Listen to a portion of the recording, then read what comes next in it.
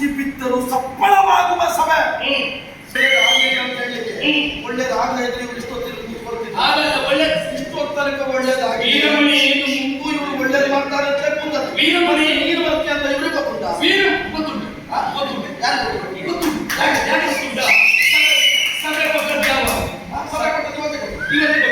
ಸಭೆ ಕೊಡುವ ಮೊದಲೇ ಏನಾಗಿತ್ತು ಗೊತ್ತುಂಟಾ? ನಮ್ಮ ಸೇನಾ ಸಹಿತ ಅಶ್ವಿನಿ ಬಂದಿದೆ. ನಿನ್ನ ಮಕ್ಕಳು ಬಂದು ಹೇಳಿ ಸಭೆಯಲ್ಲಿದ್ದಾರೆ. ಸಭೆಯಲ್ಲಿ ಮಕ್ಕಳು ಬಂದು ಹೇಳಿದಾಗ ರಾಮನ ಸೇನೆಯವರು ಒಬ್ಬರಾದ್ರೂ ಒಂದೇ ಮಾತ್ರ ಗೊತ್ತಿರಬೇಕಲ್ಲ ನಿನಗೆ. ಇನ್ನು ಇಷ್ಟು ತನಕ ಒಳ್ಳೇದಾಗಿಲ್ಲ ಅಂತ ಹೇಳಿದ್ರೆ ಯಾವ್ದು ಕೇಳಿ? ರಾಮನನ್ನು ವಿರೋಧಿಸಿ ಯಾವ ಕೆಲಸ ಮಾಡಿದ್ರು ಒಳ್ಳೇದಾಗುವುದು ಅದು ಕೇಳಿ. ನೀನು ಹೇಳಿದ್ದನ್ನ ಒಪ್ಪುವುದಕ್ಕೆ ನನ್ನ ಸಭೆಯಲ್ಲಿ ಕೂತದ್ದು ರಾಮ ಭಕ್ತರಲ್ಲ,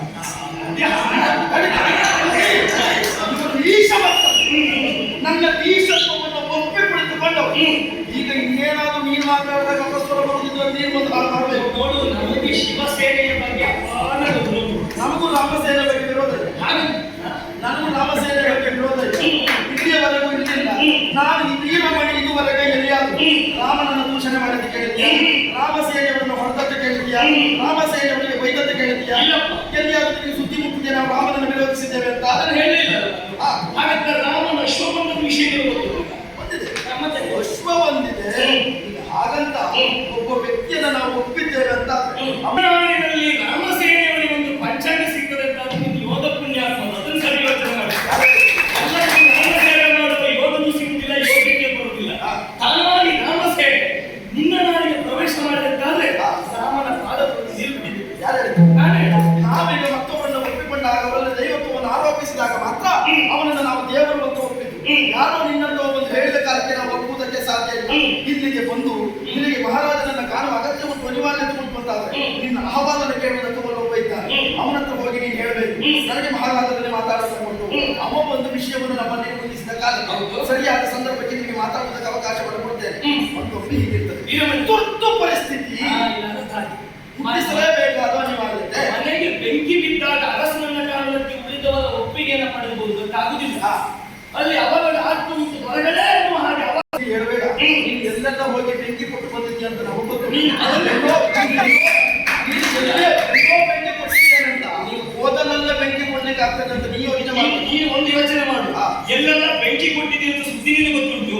ಬೆಂಕಿ ಬಿದ್ದರೆ ನನಗೇನು ಆಗಲಿಲ್ಲ ಸುದ್ದಿ ಬಂದಿಲ್ಲ. ಎಲ್ಲೇ ಕೊಟ್ಟರು ಏನು ತೊಂದರೆ ಆಗಲಿಲ್ಲ. ಯಾಕೆ? ಒಂದೊಂದ್ಸಾರಿ ಬೆಂಕಿ ಕೊಡುವವನಿಗೆ ತೊಂದರೆ ಆಗಲಿಲ್ಲ. ಮನೆಯ ಹೊರಗೆ ನಿಂತ್ಕೊಂಡು ಬೆಂಕಿ ಕೊಡುವವನಿಗೆ ಮನೆಯ ಒಳಗಿದ್ದವನಿಗೆ ಅಪಾಯ ಆಗಿಬಿಟ್ರೆ ಮನೆಯ ಹೊರಗಿದ್ದವನಿಗೆ ಅಪಾಯ ಆಗುವುದಿಲ್ಲ. ನೆನಪಿಟ್ಕೊ. ಅದು ತಮ್ಮ ಮನೆಗೆ ಬೆಂಕಿ ಕೊಡುವುದಾದ್ರೆ ಮಾತ್ರ. ಎಲ್ಲಿಯೂ ನಾನು ಬೆಂಕಿ ಕೊಟ್ಟದ್ದು ನನಗೆ ಬೆಂಕಿ ಅಲ್ಲ. ನೀನು ಪೂರ್ಣ ಇನ್ನೊಬ್ಬರ ಮನೆಗೆ ಬೆಂಕಿ ಕೊಟ್ಟದ್ದು ಬಿಟ್ರೆ ನಿಮ್ಮ ಮನೆಗೆ ತೊಂದರೆ ಆಗುವಾಗ ನೀನು ಮಾಡ್ಕೊಂಡು ನಾನು ಇವತ್ತು ಸುಮ್ಮನೆ ಮನೆಗೆ ನಿನಗೆ ನನ್ನನ್ನ ಕಾಣಬೇಕು ಎನ್ನುವ ಅನಿವಾರ್ಯತೆ ಇದ್ದರೆ ಒಂದು ನನ್ನಲ್ಲಿ ಹೇಳಬೇಕಿತ್ತು. ನಮ್ಮ ಸಭೆಯಲ್ಲಿದ್ದವರೆಲ್ಲ ಅಷ್ಟೊತ್ತಿದ್ದು ಬಿಟ್ಟುಕೊಂಡಿಂದ ನೋಡ್ತಾ ಇದ್ದಾರೆ. ಯಾಕೆ ಗೊತ್ತಾ? ಒಂದು ಗ್ರಾಚಾರ ಬಂತಲ್ಲ, ಸರ್ಪ ಹೊಕ್ಕ ಮನೆಯಲ್ಲ, ಮಂದ ಹೊಕ್ಕ ಮನೆಯಲ್ಲ, ವಾಸಕ್ಕೆ ಯೋಗ್ಯವಲ್ಲ. ಇದು ಮನೆ ಅಲ್ಲ, ಇದು ಆಸ್ಥಾನ. ಅರಮನೆ ನಾನು ವಾಸಿಸುವುದು. ಆಸ್ಥಾನ ಓಲಗ ಮಂಟಪ. ಆಸ್ಥಾನಕ್ಕೆ ದೇವಸ್ಥಾನಕ್ಕೆ ಸಮಾನವಾದ ಇಲ್ಲಿಯೂ ಅನಿಷ್ಟಗಳು ಆಗಬಾರದು. ಹೌದಲ್ವಾ? ಅನಿಷ್ಟವನ್ನು ದೂರ ಮಾಡುವುದು ಯಾವ್ದು ಹೇಳಿದ್ರೆ ಸಭಾಸ್ಥಾನ.